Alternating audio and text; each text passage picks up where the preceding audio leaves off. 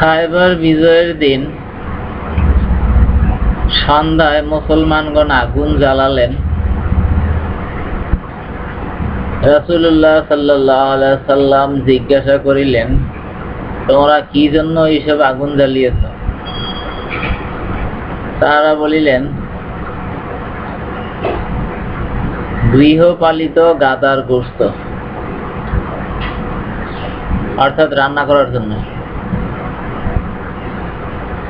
তিনি বলিলেন, পাতিলের সবকিছু ফেলিয়া দাও এবং পাতিলগুলো ভাঙিয়া ফেলো।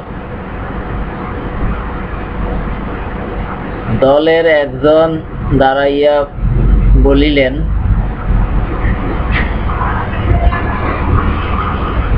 পাতিলের সবকিছু ফেলিয়া দাও এবং পাতিলগুলো ভাঙিয়া ফেলো।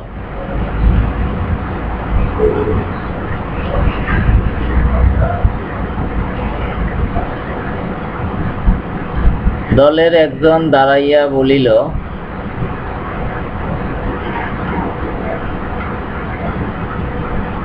পাতিলের সবকিছু ফেলিয়া দাও এবং পাতিলগুলো ধুইয়া নেই।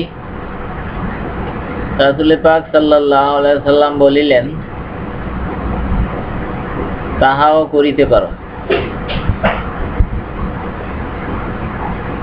আল হাদিস বুখারী শরীফ, হাদিস নাম্বার 5101।